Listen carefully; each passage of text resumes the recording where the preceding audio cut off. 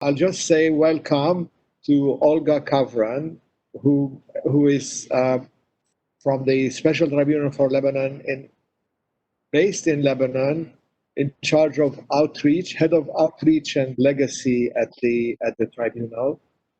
Olga and I have known each other for over 50, about 14 years probably. We've accompanied every single step of the tribunal, and it comes almost as no surprise to us that every step of the tribunal has been accompanied by a disaster just before, like we had yesterday. But yesterday was so. I'm very pleased that Olga's still with us to do this, in spite of everything that happened. And thank you all for attending. This is going to be more of a backgrounder for us to understand what's happening on Friday, to understand the judgment on Friday. But I recommend that you all listen to the podcast on the Beirut Banyan that Olga did yesterday, that was published yesterday, and that's quite amazing. And there is going to be several events to follow to explain the workings of the tribunal. So Olga, over to you. Thank you for coming again, and with your presentation.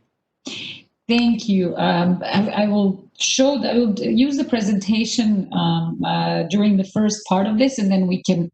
Albert has kindly offered to remove it so that we can continue in a Q&A session in a more less formal setting. But I think the presentation is useful just to illustrate a few points. Thank you very much for inviting me. I'm very honored to be here, and I hope I can assist in shedding some light on the work of the tribunal, because it's an institution of a lot of interest to people here in Lebanon, and not only in Lebanon. And it's certainly, since its establishment, it has been something that people have been trying to follow. It all starts, of course, with the 14th of February 2005 and the assassination of the former Prime Minister Rafiq Hariri, and the killing of 21 other persons in the terrorist attack, and the injuring, of course, of many others. Immediately thereafter, and Nadim, please feel free to add to what I'm saying, since you are probably much more versed in what was happening prior to the creation of the tribunal. But immediately thereafter, so 25th of February, the UN Secretary General sent a fact-finding mission, the so-called Fitzgerald Commission, which concluded that there was a lack of commitment and that the investigation was not being carried out as would be acceptable under international standards. And it recommended the establishment of an independent international commission. Now, as of course, sorry, these are the images of the blast, which I'm sure many of you are familiar with.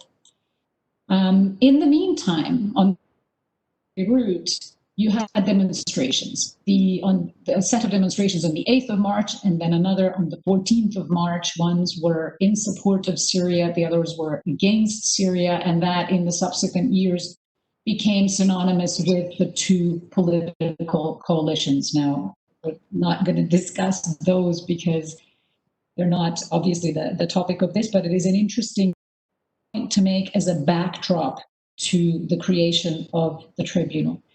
As a consequence of all of these events, Syria began withdrawing its troops in March on the 26th of April 2005 after 29 years in Lebanon.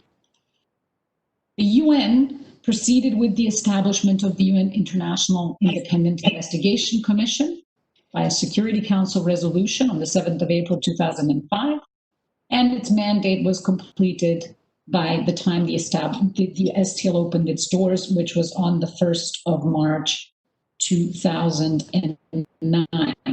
It is very important, and I cannot stress this enough, to understand that the Special Tribunal for Lebanon and the UNIIC were two different international organizations with different mandates. The IIIC was set up to assist the Lebanese authorities in their investigation of these crimes and to gather evidence. Initially, the commission was set up for the Hariri crime, and then at the request of Lebanon, it was expanded to include other attacks between the 1st of October 2004 and the 12th of December 2000.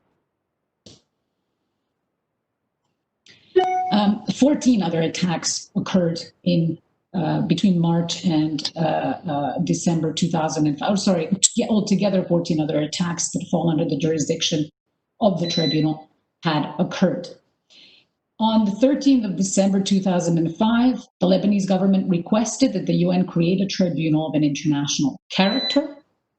On 29th of March 2006, the UN Security Council issued Resolution 1664 requesting the Secretary General to negotiate an agreement with the Lebanese government. For those of you who follow the work of the UN, this timeline is also important to put things in context and in how quickly some things moved along at that particular point in time.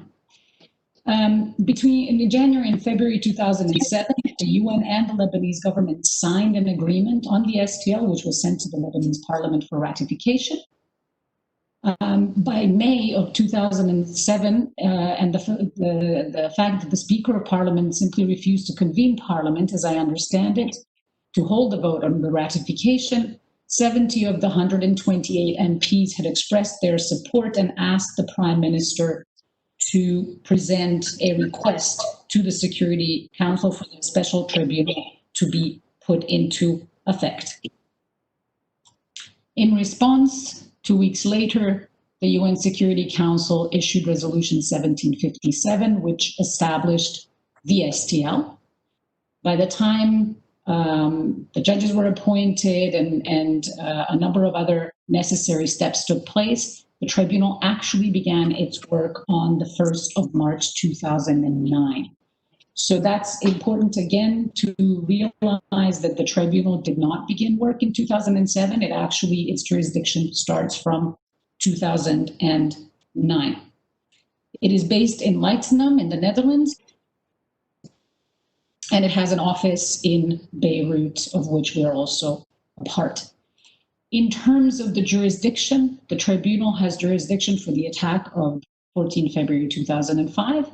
And as I mentioned, for attacks between the 1st of October 2004 and the 12th of December 2005, or any later date decided by the parties and with the consent of the Security Council, if they're connected with the Hariri attack and are of a similar nature and gravity. According to the statute, the connection includes, but is not limited to, a combination of the following elements: criminal intent, the purpose behind the attacks, the nature of the victims targeted, the pattern of the attacks, and the perpetrators. So this is by way of a very, very brief introduction, because I don't want to, of the creation of the tribunal. So we're going to move on to the case at hand, for which we will have the judgment on Friday. So the current case is against 4 accused. Their names are on the screen: Mr. Salim Jamil Ayash, Hassan Habib Merai, Hussein Hassan Onesi, Assad Hassan Sabra. Mr. Mustafa Amin Badreddin was also accused until he was killed in Syria in May 2016. All of the individuals are accused of conspiracy aimed at committing a terrorist act, and either as a main perpetrator or an accomplice in committing such an act, the intentional homicide of Hariri with premeditation, intentional homicide of 21 other persons with premeditation, and the attempted intentional homicide of 226 persons with premeditation, all by using explosive materials. This is the technical legal terminology for what these individuals are charged with. The proceedings are conducted in absentia, that means in the absence of the accused, This is something that is not familiar to, or not very familiar to people coming from the common law tradition, but it is something that is fairly common in the civil law tradition, which is that of Lebanon as well.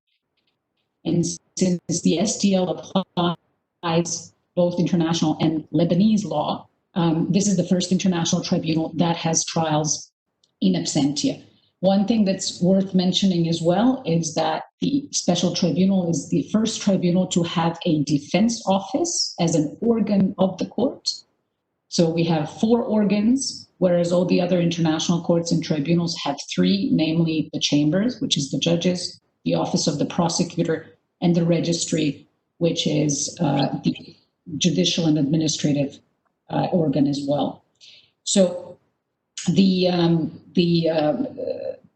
defense office, just to mention that fact, is there to protect the rights and the interests of the defense, not to defend the individual accused. Each individual accused who was tried in absentia had their own defense team. So they had their own defense team to defend their individual rights, whereas the defense office is an overarching organ of the tribunal.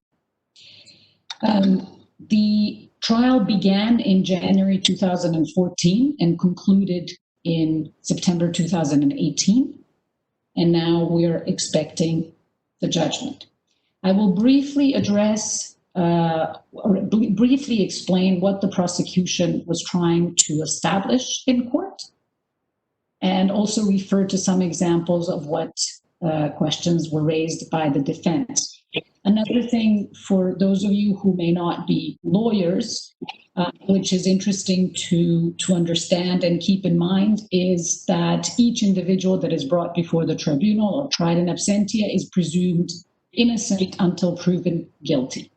The burden of proof is on the prosecution. So it is absolutely the responsibility of the prosecution to prove the case against the accused.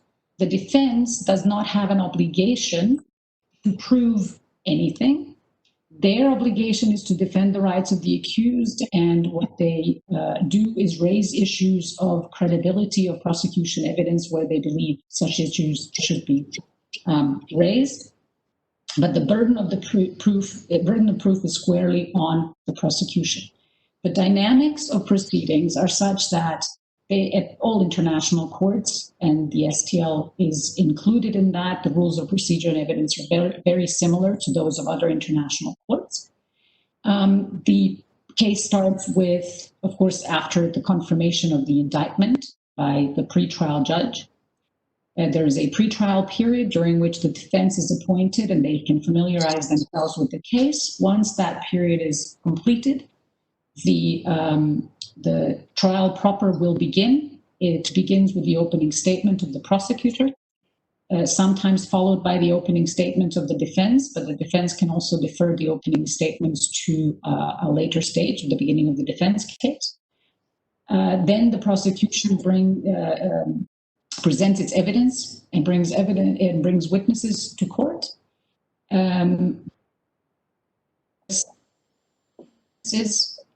Conducts what we refer to as direct examination of those witnesses.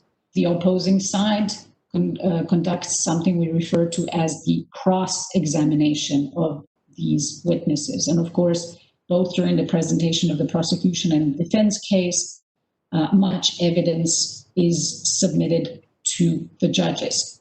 In this particular case, you can see on the slide, I hope you can read it, the numbers of witnesses and exhibits and filings and decisions that were made in the Ayash et al. Case. So 307 witnesses, over 3,000 exhibits, nearly 5,000 filings, over 1,500 decisions. What is important to mention as well in the case of the STL is that there is victim participation. Victims can participate and did participate through legal representatives of the victims. In fact, 70 victims were admitted to participate in this case through their lawyers. What kind of evidence was presented by the prosecution, for example. So they presented direct evidence, such as forensic evidence, for example, of the blast itself and the remains found at the blast site. There were many witnesses who gave testimony. There was documentary evidence, such as banking information, medical records, insurance documentation, and so forth. There were also there was a lot of expert testimony and analysis. But the major part of the prosecution case is what we refer to as telecommunications evidence. Now, before I go on, I just want to say a couple of things about evidence in general. So evidence in general can roughly be divided into what people will often refer to as direct evidence, and what some to as circumstantial evidence. Okay, so direct evidence, by way of an example, if somebody is murdered, you might have a witness who saw a person shoot another person and run away.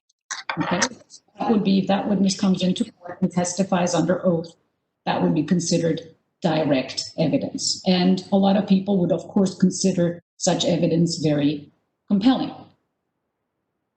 Circumstantial evidence is where you don't have, for example, a witness who saw the shooting, but what you do have is you have the individual that had been murdered, you have the gun, and you have fingerprints that you could lift off of the gun and you match to another individual, okay?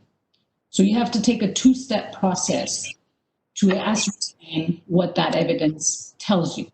But it is usually a process of connecting two solid facts that are not subject to personal filter of some description. Because if we go back to the direct evidence, which sounds very compelling when we say that a person saw somebody shoot somebody else, right? What if it was nighttime?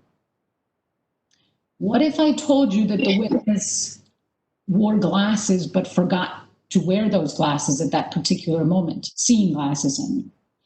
What if I told you that the person forgot their glasses because they had spent a nice evening in a bar with a couple of friends and had a few beers and were slightly tipsy heading home and saw what happened? All of a sudden, the direct evidence is not necessarily as compelling, and you would probably opt for the circumstantial evidence that comes from lifting fingerprints off a gun that you can forensically connect to that particular shooting. Now, that's important to mention because there's a lot of debate and discussion and misunderstanding about the evidence. What is worth saying in conclusion about that particular topic is that it's not about whether the evidence is direct or circumstantial as such. It's about the actual quality of the evidence. This is a general issue about any criminal case at the national or international level. Moving on to the telecommunications evidence consists of something we call data records. And call data records is basically information that is collected by your mobile phone providers in order to be able to issue a bill at the end of the month. So this information is the date and time of the call that you made, the number that you made the call, the cell site location of where you might be standing at the time, or if you're moving, the cell site location of where you started your call and where you ended your call. So this is the information in call data records. Now, there's interesting and informative material that's available on the STL website for those of you who are interested in more detail. And one of them is something we call the primer on telecommunications evidence, which explains this in a bit more detail. I will come back to the previous slide. This is what a call data record looks like. Okay, so they're largely unintelligible in their raw format. According to experts, they're also impossible to forge, fake, or otherwise interfere with precisely because they are a collection of very raw data, which would be very difficult to manipulate. So that's according to the expert again. So this is what a cold data record looks like. In order to make that cold data record intelligible, the prosecution created something called the just one second. So they created the call sequence tables, okay, which organize the information in the call data records for accessibility, presentation, and analysis. So you can see here, you can see the date, you can see the time, you can see the number of the outgoing telephone, the incoming number, whether it was a voice message or an SMS or a voice call or an SMS, the duration. This here, the INEI, is the individual handset identification number. Then the starting cell tower and the name, the ending cell tower and the name. So this is this information organized into something that can actually be read and accessed.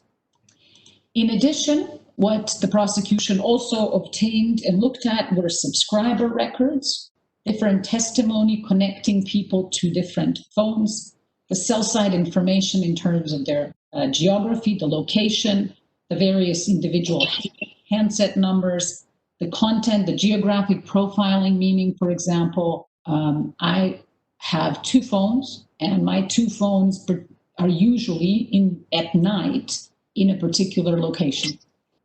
So a safe assumption is that this is where my home is, because if consistently night after night after night, my 2 phones are in the same area, that is probably where I reside. Whereas if they're in a different area during the day, that might be somewhere where I work or otherwise spend time. Again, that will depend on my individual lifestyle. And this is something, again, that whoever is looking into it would have to put together. And there's, as I mentioned, multiple phones used by one person is something that the prosecutors refer to as co-location. So one of my phones might be registered to me or to organization. The other phone might be a phone not registered to anyone. Again, we're talking about 2004, 2005. Please keep that in mind. We're not talking about smartphones of today. We're not even talking about regulatory necessities of today, which require people in most cases and in many countries to register officially with their name and address and an ID when they buy a cell phone. That was not always the case. And that was not the case necessarily in 2004 and 2005. That's also important to keep in mind when looking at all of this data. So going back, yes, to co-location, if my unregistered phone seems to always be with my registered phone, seems to always be triggering the same cell sites, then the assumption is that I probably carry both, right? That they're both my phones, even though one might not be registered to my name. So the assumption, if you're looking at this, is that if there is a number of people all together registering the same or triggering rather the same cell towers in the blue area that you can see, that could be entirely random, right? As you move through green, yellow, and the other colors all the way to the darkest one at Tower F, the couple of phones which are still together by the time they've triggered that tower are probably together. Again, there is some possibility of coincidence, but it's far reduced from what it was back in blue, right? So this is just to give you some very, very rudimentary and very basic understanding of how this evidence was looked at and how it was used. And in doing so, and again, this is 4 years of evidence that I'm trying to summarize in a very brief presentation, so forgive me for overly generalizing. In doing so, the prosecution identified, and these are all allegations, I need to stress that as well.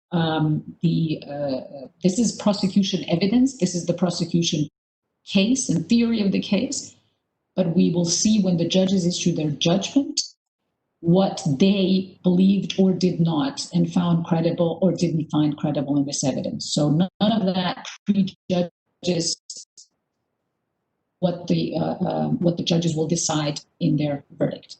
The prosecution alleges that there were 5 mobile phone networks with different alleged purposes for purchasing, for example, the van that was allegedly used in the attack, for preparing the attack, that aspect of the attack, for surveillance of Mr. Hariri, for overall coordination, and for preparing the false claim of responsibility.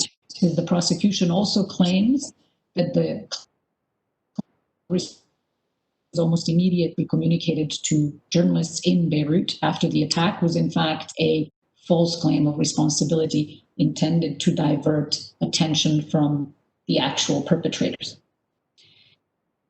In terms of the defense, as I mentioned, each accused had a defense team that was defending them in absentia. And they had introduced a number of arguments against the evidence that was presented. These are examples of arguments. Again, this is all for the purpose of understanding a very long process in a very brief presentation. So some of the examples of arguments is that all the evidence is circumstantial, that the political context that the prosecution presented in court was presented in a biased fashion, that some of the server coverage in total is only 60 to 70% accurate. They argued that the telecommunications evidence is unreliable, that the prosecution should have explicitly pleaded motive, that there is no proof of agreement between perpetrators, that there are other possible suspects. So these are the examples of arguments that the defense put forward to bring into question the prosecution evidence. Because as I mentioned at the outset, the burden of proof is on the prosecution, and the judges will acquit unless they are convinced beyond a reasonable doubt that the prosecution proved its case. This is also very important to remember, because beyond a reasonable doubt is a very high threshold, and one that applies in both national and international proceedings, and one that must be reached in each case for the judges to convict. So the arguments that I have gave examples of are the arguments that the defense put forward to bring into doubt the prosecution evidence. Okay, and we will see again on Friday whether or not the judges accept the prosecution evidence or believe that it's not reached the threshold of beyond a reasonable doubt. Again, the numbers in the case, now that you, again, what I've just described was communicated in all of these different exhibits and filings by both the prosecution and the defense. What is also important to remember ahead of the judgment on Friday is that the judges will only base their decision on the evidence that was presented before them in court. So in that sense, for anyone who has followed the trial, there will be no surprises in terms of the judgment, right? Because there will not be some surprising piece of evidence that nobody has heard of that all of a sudden appears. That is an impossibility in these proceedings. So the judges will only deliberate and will only evaluate the evidence that was presented in court to them during the trial. So for anyone who's followed it, it was because all of our proceedings were open to the public. And just one final note before I conclude my presentation is that there are also connected cases. So this is another case, and it's called the Ayash case because the one of the accused in the main case is also accused in the connected case. He was indicted for his participation in the attack against Marwan Hamede on the 1st of October 2004. George Howie on the 21st of June 2005, and Elias Elmor on the 12th of July 2005. So these are the cases, this is the case which is currently in pre-trial before the trial chamber 2 of the Special Tribunal, before the pre-trial judge, and will be tried by trial chamber 2 of the Special Tribunal for Lebanon once the pre-trial phase concludes. And I think I will finish there, and open the floor for your questions. I'm happy to answer any questions you may have. And again, I apologize for very, very much a generalization of the information, but I hope it assists in understanding the case. Thank you, Olga. That was very necessary, especially for people who have followed all the stages of the tribunal. Now, I have two comments, and then I'll ask you the first question. The first one is, please feel free for the participants to feel free to post questions in the chat. There's a chat underneath our picture something here. Mm-hmm. So please feel free to post questions. And second, the reason why you see my name below as Albert Domar is technical. Yes. We had a problem with my laptop, and so I'm using Albert's laptop, and Albert is the invisible hand that makes all this work magically. Olga, I want to ask you a question about Yugoslavia, because you are from the former Yugoslavia. You once compared the two cultures as very similar. You said Yugoslav mothers are the same as Lebanese mothers, and that's the basic point. And there's a lot. There are a lot of similarities. We even when Yugoslavia, when there was the first violence happened in Yugoslavia, and they called it the Lebanonization of Yugoslavia at the time. So, and of course, Yugoslavia had an international tribunal, which was a fully UN tribunal, with very similar political issues, very similar expectations, and which also took a very long time. Could you give us a few points of comparison about the two tribunals?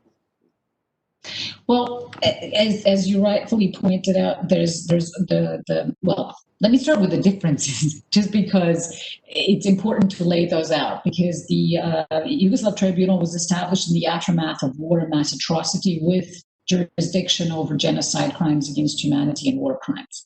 And the Lebanon Tribunal, of course, was established in the aftermath of a series of terrorist attacks, and it's the first international tribunal for terrorism. So in that respect, the mandates are quite different. The similarity lies in the several different things. First of all, the structure of these organizations, the fact that they were established by the international community, although in the case of Lebanon, at the request of Lebanon, whereas at the ICTY, there was no such request, with proceedings that are quite different from the proceedings in the country over which they have jurisdiction because of the different legal systems, as in some ways the first of its kind, because the ICTY was the first of its kind in terms of mass atrocity tribunals, and the STL is the first of its kind in terms of not only terrorism, but also a tribunal with jurisdiction over this area, part of the world. So the questions that arise, the concerns that people have in the affected communities are very similar. Why us is a question that comes up very often. And as I like to say, as both a client and somebody who works in these institutions, and what I mean by client is somebody from the former Yugoslavia, I consider myself a client in the sense that we benefited from the judicial intervention of the international community.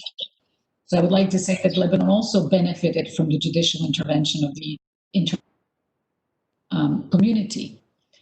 But people would ask, why not in the case of the former Yugoslavia, why not for crimes committed in Vietnam? Why not for the crimes committed in Cambodia, and so on? And my question is, but why wouldn't have, my response to that, when people say why these institutions were established, or for that matter, for Lebanon, I would say to them, why not? Because my point is, in the case of the Yugoslav Tribunal, the most important issue is whether anybody can point to any innocent individual who was ever convicted for any crime before the ICTY.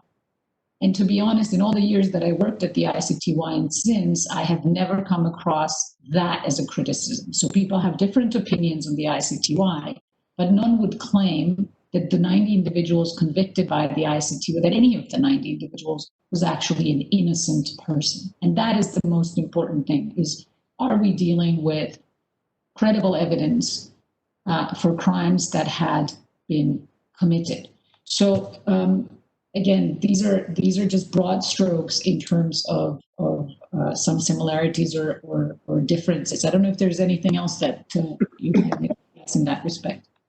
Well, I was, I think also, if in terms of the expectation of people's expectations of the tribunal and the view of the tribunal, I was especially concerned. I mean, like, for example, some of the people tried in Yugoslavia were considered as heroes by some and criminals by others, and there was the same apathy that we see a bit of in Lebanon. There are a lot of similarities there. Is there anything we can learn from that? How does the Lebanon tribunal compare in terms of popular acceptance? What I would say to that is that first of all, the expectations of these institutions, and by these institutions I mean all international and hybrid criminal courts, are always much higher, in fact, than what these institutions can deliver. These are courts of law, and as such, they cannot meet all of the aspirations of the people that are inputted to them by people, right?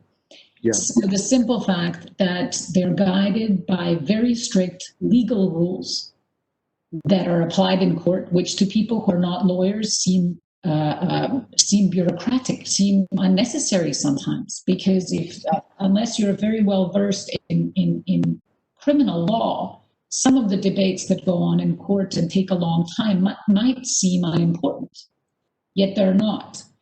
And so there's the expectations, first of all, of the length of the proceedings, because the proceedings are always lengthy. The expectations of these institutions somehow changing the political landscape. That was not ever their intention nor purpose. Yes. That is an expectation that cannot possibly be met.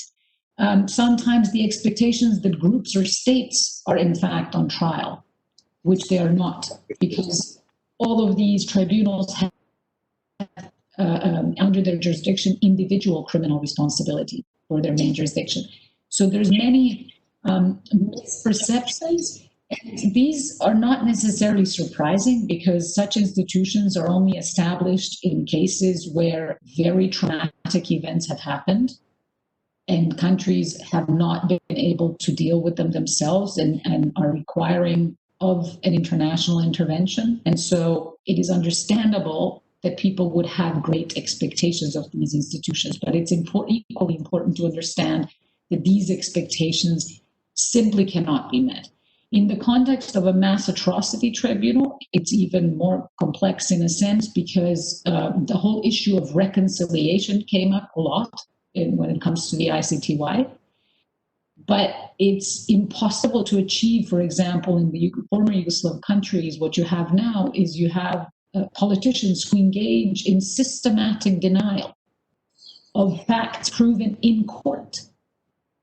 And to the extent that these politicians do so without any, with impunity, basically, And to the extent that the court itself, or the ICTY, closed its doors, and the institution that succeeded it, the mechanism for international tribunals, although they do a very interesting job of trying to get message across about the facts established, they cannot possibly fight the media and the political landscape in the former Yugoslavia, which is now engaging in more denial of the crimes that happened than they were even 5 years ago.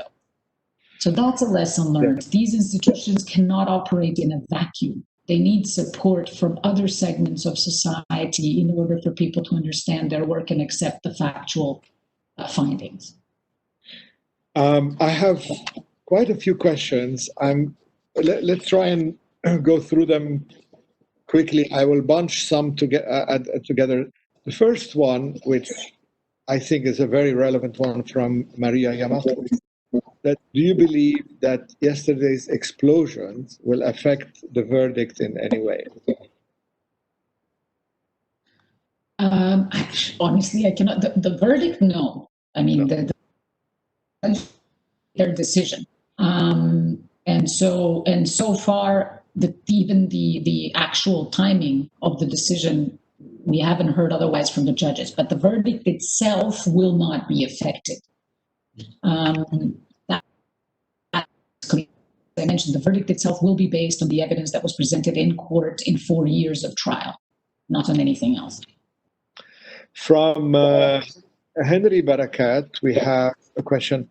What are the repercussions for the Lebanese government if members of Hezbollah are found to be responsible for the assassination?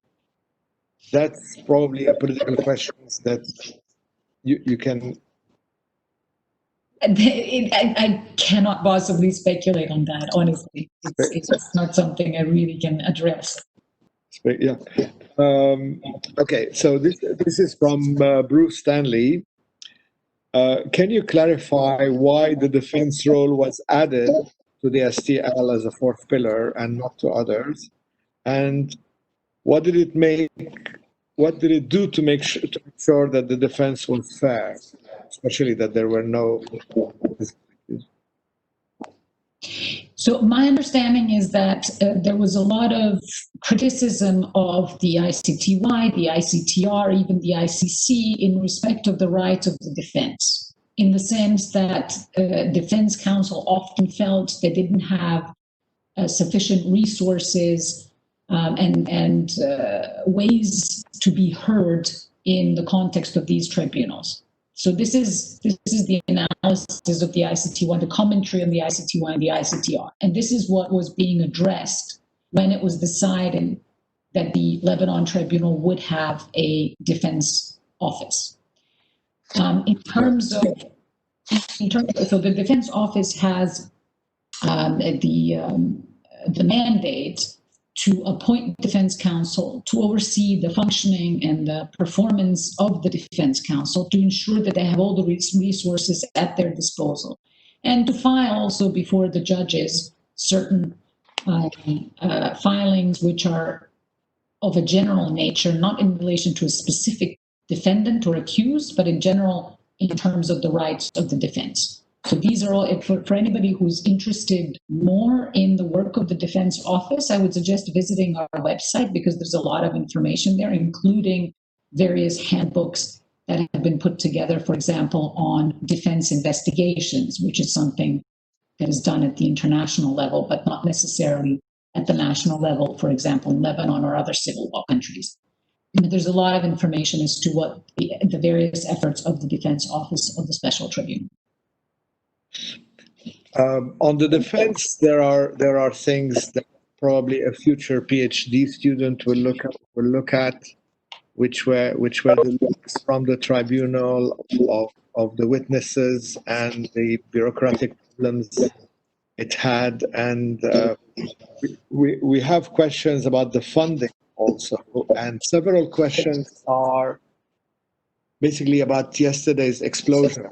And with your permission, I'm going to just go through very quickly what we lived through in the past 15 years in connection with the tribunal. That at every stage, we've had an event accompanying the tribunal, which makes people justified thinking that if there was a link, because there was, I mean, Parliament was in a way suspended, the government was paralyzed, the city was taken over, there was a war with Israel, there was the war of Nahr al-Bared camp, literally 1 week, started 1 week before the tribunal was set up on the 30th of May 2007. There were assassinations at every stage. There were assassinations of people connected with the investigation also. So there is all this. There are all these questions whether the tribunal has always been accompanied by violence and huge cataclysmic events happening, which is why I think people are asking about yesterday and what and the effect and the effect it will have. Let me see. There are other questions. So this is a relevant question because we all know the answer to it, and it's from Elise Salem from LAU. Will the judgment only relate to the 4 accused, or might it extend to those players behind it?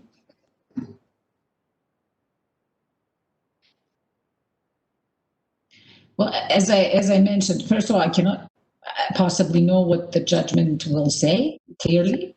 However, as I keep stressing, it will address the evidence that was presented in court. Okay, and will address the guilt or innocence of the 4 individuals that have been indicted by the prosecution.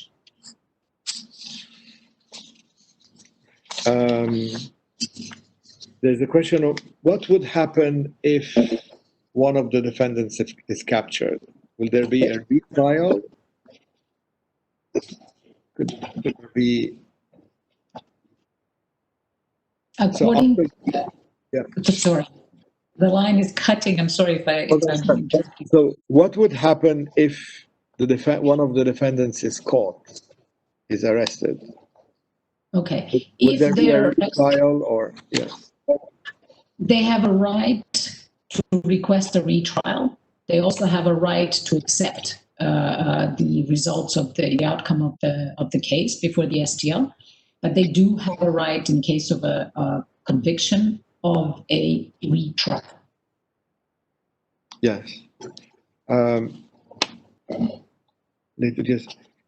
What procedures can we as Lebanese citizens and law students apply to penalize the culprits who are responsible about the blast of yesterday? So people are asking, and there are 2 questions about this, whether yesterday's explosion, I mean, lots of people are asking if it's related. Others are asking if it is related, can the tribunal also deal with it? Can it be? Again, it's first of all for the tribunal, as I mentioned, the jurisdiction of the tribunal is for the attack of Port and other attacks between the 1st of October 2004 and 12th of December 2005, if they're connected.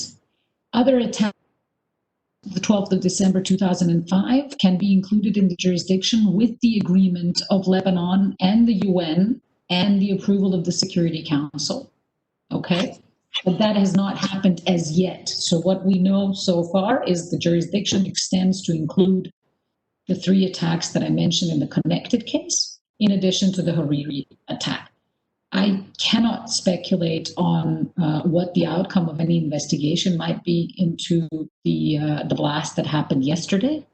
We have all read the news and we have all seen all manner of speculation, but it's really in the first instance up to the Lebanese authorities to investigate what happened yesterday and to come to some sort of a conclusion as to what they believe might have caused that terrible explosion and destruction.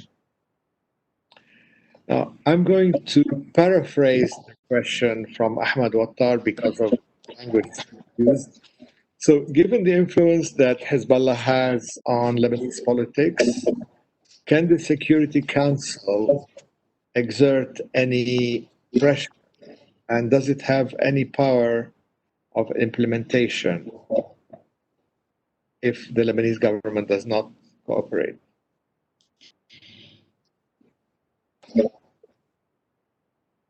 And there's another question about again, it would be speculation on my part of a political body. We have to differentiate between the fact that the SDL... Sorry? No, it's fine. Go ahead.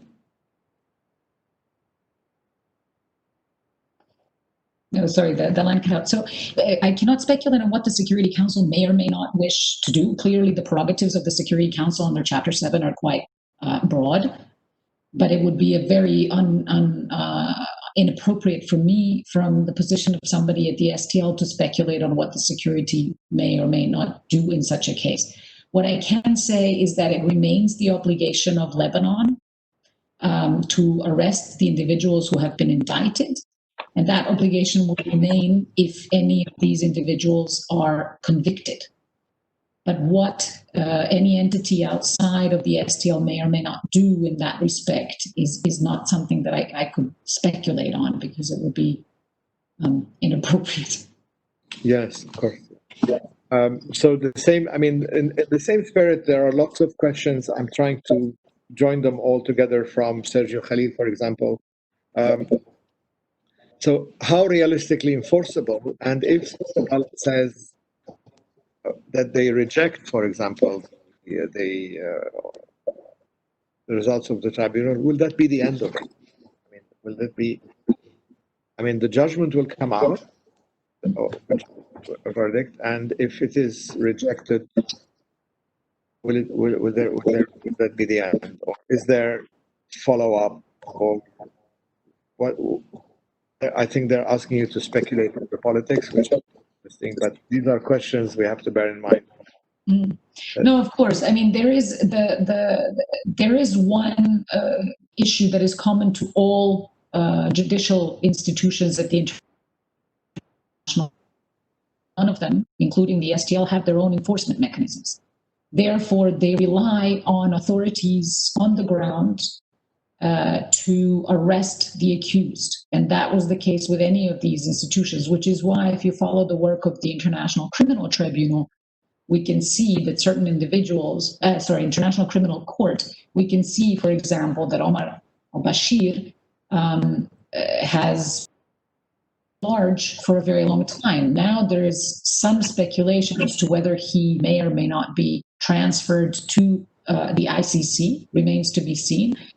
But don't forget that, for example, at the Yugoslav tribunal, some individuals were fugitives for 16 years. Yes. And yet they were arrested and have since been tried. So all these institutions suffer from the fact that they don't have an enforcement mechanism. That is a reality in which we function. And the way I like to explain it, particularly to my students, for example, is in a national system, you have the trias politica, you have the legislative, you have the executive, you have the judiciary, right? In the way the countries are organized. At the international level, you only have the judiciary. So a lot of the issues that are normally handled by the ministries, other ministries in government, for example, are either taken on by the tribunals and courts themselves, or are missing altogether. And one of the ones that is missing is enforcement. Yeah. Others are taken on by the tribunal. Also explains the structure of these institutions and the funding that is needed to run them, because they subsume many, many functions which courts do not have to do in national systems.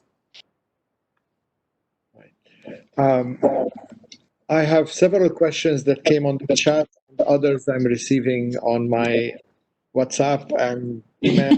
It's a bit of a mess, but I'm going to summarize a lot of them into two. One of them I will help you answer because I know you can't. I know you can answer it better than me, maybe, but in your function.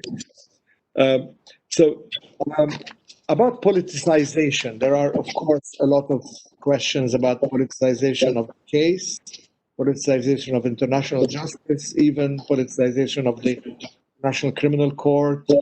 There was, of course, a prominent journalist in who criticized, well, several people did, but I'm talking about Michael Young. I can quote, because he's my friend, who says that the investigation was frozen for political reasons, that the United Nations decided to stall it because Kofi Annan didn't want another war, and combined with that are a lot of criticisms that were discussed on the Security Council level when the tribunal was being voted in 2007. So, can you give us just a few comments about the whole political angle? Well, I would suggest we have to differentiate between the establishment of these institutions and their actual functioning, right? It's very important to this. So what leads to the establishment of these institutions are decisions of political bodies. In the case of the ICTY, it was the Security Council. In the case of the SPL, it was the Security Council, but in agreement with Lebanon. Yeah. In the case of, as it was in the case of Sierra Leone as well. In the case of the latest Kosovo institution, it was the European Union. These are undoubtedly political bodies. But then again, in every country functioning democracy in the world, laws get passed by parliaments. Parliaments are full of politicians because this is how our democracies function. A lot of laws involve discussion of very political issues, whether there's the death penalty, for example, is a very sensitive issue in many countries, and other different issues related to the policies in terms of criminal justice, for example, often have to do with different political orientation, whether it's the height of sentencing and so forth. Law is passed, however, what distinguishes a proper functioning democracy from something that is not is how the law is applied. So we have an act of a political body which is creating the law, or the analogy, creating a tribunal. But then we have the functioning of it, these institutions. So in the same way, if you have a functioning democracy, the law will equally apply to every citizen in the country. If you have something other than that, it may not. Same as these institutions. If you have a functioning court with integrity, the laws that run the court will be applied equally. The investigations will be conducted with integrity. The evidence will be evaluated in a transparent trial, and the judges will deliver a judgment that will explain exactly what they found to be the case.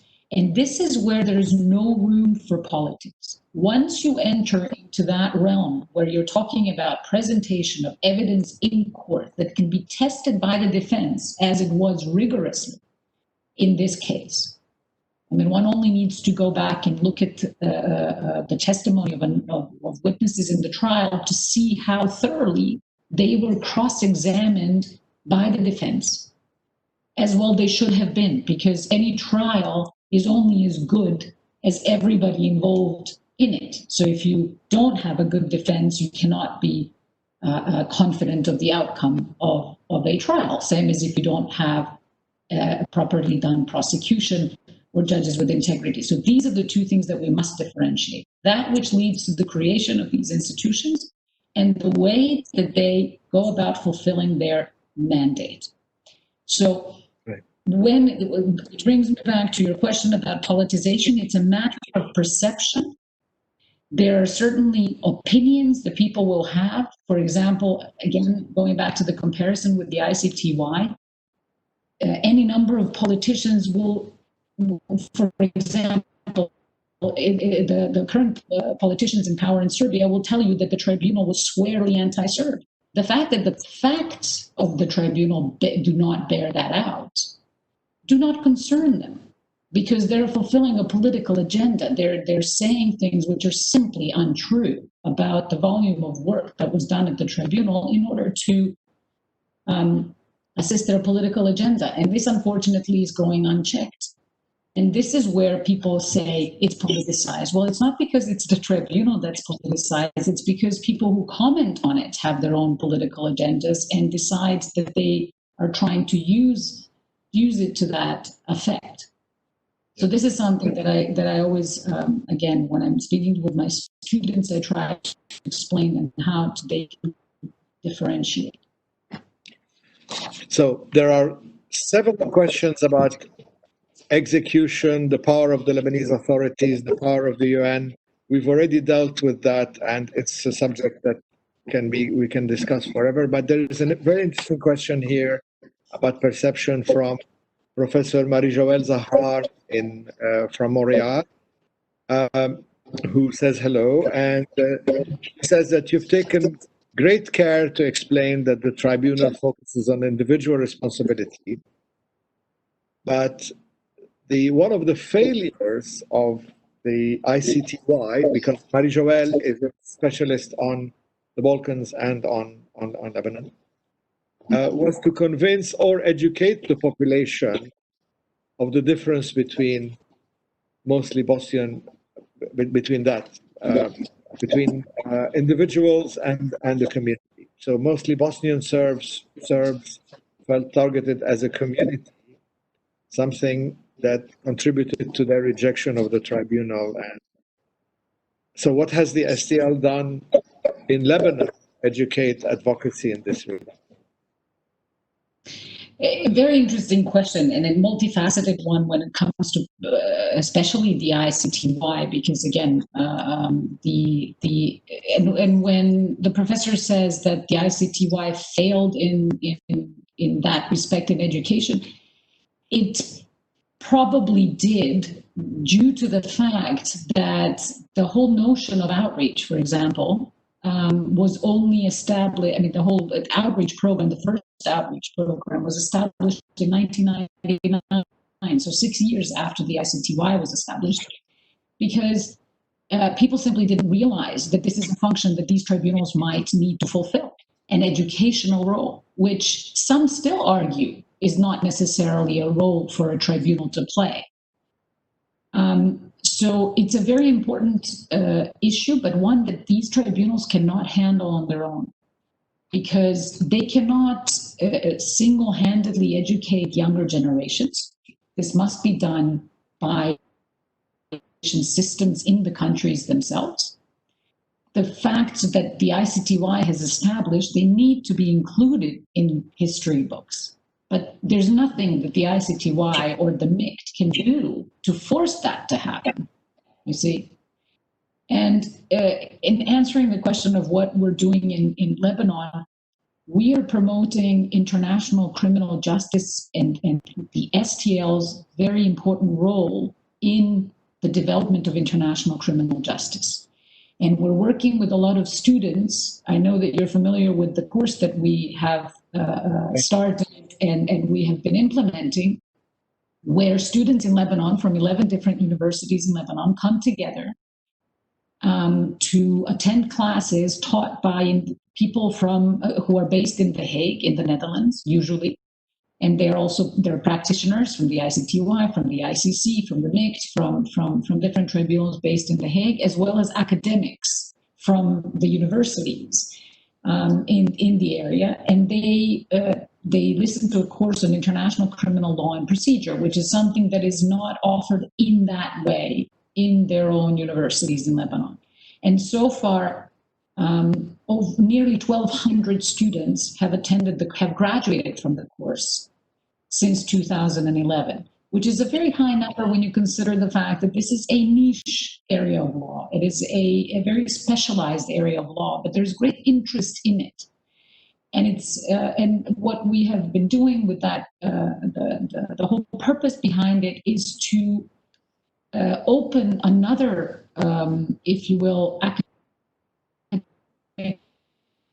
agent but also in the hope that they will further engage in this project of international criminal justice, because that hope, the project of international criminal justice at the international level, is in need of experts from this part of the world. There is one more interesting question from Mr. Munzer Alaili, which he's, I'm also, again, I'm condensing several. So if the STL succeeds in, say, establishing that terrorism is an international crime against humanity, which it is mandated to do, will that be established in national law as such? And can then states who have had citizens involved in as victims in these incidents pursue justice in something like the ICTY? Can they, if say the STL falls for some reason and it has established these criteria, can states pursue cases of their own citizens in the International Criminal Court? Well, the International Criminal Court does not have jurisdiction over terrorism, which is not to say that, yes. If the STL established terrorism as part of the body of criminal justice, would it have done that? Well, this is the question. Again, we're talking about the the mandate of these institutions, right? So the mandate of the STL is limited to what we discussed, right? Yes. So its decisions are certainly going to be available, right? And in some cases, even though there is no obligation, for example, for different, like for example, the ICC does not have any obligation to apply the same reasoning as the ICTY in its decisions. However, the judges will often do so. They will look at precedents and they will depart from them only where they feel very strongly that they need to depart from such precedents. Now, the STL is unique at the moment because it's the only tribunal at the international level that has the jurisdiction over terrorism. So it would be interesting to see whether people who are living in the states that have ratified the ICC statutes perhaps can use information that they're interested in from the STL to lobby for terrorism to be included in the mandate of the ICC. But this is something that has nothing to do with the STL as such. The STL will leave its decisions for posterity and make them available. But what is done with those decisions will be really up to people in individual countries and so on. Thank you. So in a nutshell, there is no impact of the STL on the overall body of international law. It's only for its mandate. I would argue that there is an impact because, for example, if you look at the STL Appeals Chamber in 2011 rendered this decision by which the judges unanimously ruled that terrorism has been defined under customary law. Yeah, it's a decision considered controversial by a number of academics who have written extensively about this. It's a decision that's considered very interesting and relevant by a number of others. And therefore, this has already entered a very important debate amongst people who are, again, qualified to do so. So I wouldn't say that it has no impact. Quite the contrary, I would say that through the STL, Lebanon and Lebanese law has an impact on the development of international criminal law. In what direction that goes, it's really impossible to say from this moment on. And again, looking at the project of international criminal justice, like any other human endeavor, this is not a linear upward trajectory, because development in any human endeavor goes in stops and starts. And so, the project of international criminal justice, which has only started really in modern times with the ICTY in 1993, is very young. But the STL will make a significant contribution. Again, it will be analyzed by academics and practitioners alike to see what are the best lessons learned. Same as every other tribunal that preceded it. Because the STL was also built on lessons learned. Like somebody asked earlier, why the defense office? Because that was one of the lessons learned from the previous tribunal. So nobody was under an obligation to establish such a defense office. The people who were making these decisions took their time to look at what came before and see how it could possibly be improved. Right. Now, we've gone a little bit over time, but there's one very important final thing I'd like you to address. There are several questions related to that. Some are whether yesterday's events will affect how the judgment is received, i.e., will it be overwhelmed? Are people too overwhelmed that they will ignore it? But what are we to expect on Friday? Is it going to be hundreds and hundreds of pages that we cannot summarize in either one word or two words, in the sense either guilty or not guilty? Or is this, because I think this is what people are expecting? What should we? How can we prepare ourselves for what's coming on Friday? It will be a lengthy document, that I'm sure of, simply because these judgments at the international level always are. I mean, they're always at least several hundred pages and more. What the judges usually do, and will do in this case as well, is they will issue a summary of the judgment, in which they will announce on the day the summary of the findings. Right? They will certainly announce whether the individuals are found guilty or innocent, and those people, or whether they're convicted or acquitted. So those people who are only focusing on these keywords will be able to find these keywords in what the judges are saying. Those will not obviously be concealed. However, if they do not at the same time try to understand why the decision is whatever it might be, it's a simple. I mean, if they were talking a lot about confirmation bias and so forth in our lives these days, and so on. So if people simply look at the final outcome and decide that somehow it confirms to whatever their opinion is, right, they will not benefit from all the work that has been put in. So what I would advise, and I'm not thinking that a non-lawyer needs to read the entire judgment, because they simply may not be interested in the technical aspects and legal aspects of things. But I would certainly invite people to take care to understand, if they're interested in the topic at all, to understand the main points and to ask questions. We're available. We're available by email. We're available by, in modern technology times in many different ways, to answer questions of things that may somehow be unclear, or else to point people to the to the parts of the judgment which elucidate a particular question that might be interesting to them. This will be the first time that judges issue a judgment based on this kind of evidence at the international level. Cases are not, even at the national level, there are not many cases that were conducted on the basis of such highly technical evidence. So it'll be very interesting, I think, for a lot of people at the international and national level to look at what was brought to bear and how it was evaluated by the judges.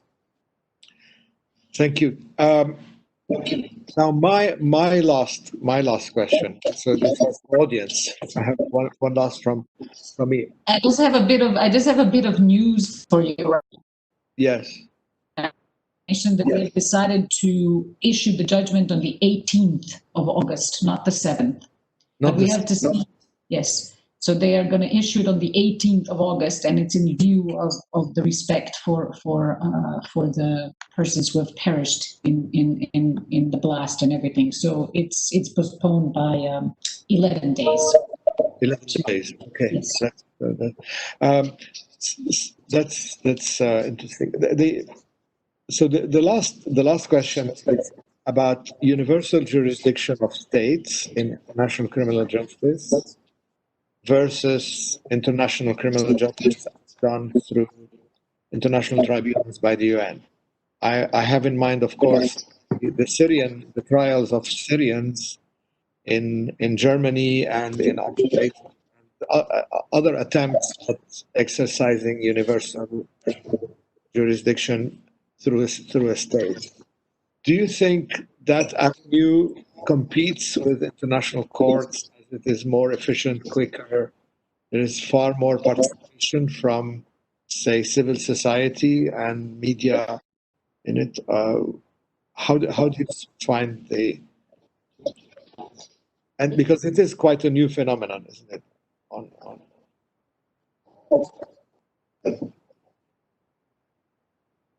It is, and it's a very interesting phenomenon. Now, there's many levels, there's many issues to this. Universal jurisdiction in most countries has come to mean it's an application of the laws. Ostensibly, people can get tried for crimes that were committed outside of a particular country, but there's still, in most countries, has to be some kind of a link. So an individual will be prosecuted in Germany if they happen to reside in Germany, or if the victims are residing in Germany. So there's usually, in most countries these days, there is no such thing as completely open universal jurisdiction, such as there used to be before. In most countries, they've since passed laws that establish it, that it's necessary to have some link to that country. So it's universal, but it's not as open as it used to be. That's one thing. Secondly, an international court is usually established in situations in which the national judicial systems at that particular point in time are not able to handle a particular case or cases.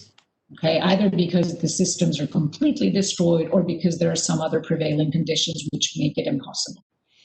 So this is something that, excuse me, this is something that needs to be kept in mind as well. What is interesting, as you rightfully point out, is that in the past couple of years, in response to what's been happening in Syria and the lack of the Security Council, for example, reaction to what's happening in Syria in the way that they reacted perhaps in the former Yugoslavia or Rwanda or some other places, in response to that, a number of things have happened. So the General Assembly has established the UN IIIM mechanism for Syria.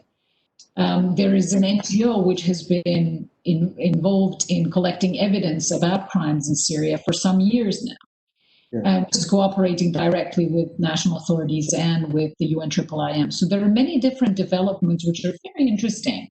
And it remains to be seen how the trials conducted under such circumstances compare, if they need to be compared, what effect they have, and so on. But this is something that, as you mentioned earlier, I hope some PhD students or other researchers will take the time to look at in a few years down the road to see, because it will be a different judicial landscape with all of these different mechanisms now coming into play.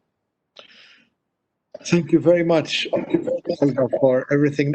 I think what remains for me is to recommend to the audience to take your course, because there's so much to learn from this whole process, and all as well as listening to the podcast and watching the closely what's happening with the STL website, the press releases, because there will be the judgment will be on the 18th, right? Yes, that's exactly right. Thank you very much. There's no mechanism for all our participants to clap, but I'm sure they are thanking you as well as I am. Thank you very much. If you bear with me for 1 second, I can say that, yes, okay, so I'm just double checking. Yes, it's the 18th of August at noon Beirut time will be delivery of the judgment. And it was out of, according to the judges, it was out of the respect for countless victims of the devastating explosion that shook Beirut on the 4th of August and the 3-day of public mourning in Lebanon. Yeah.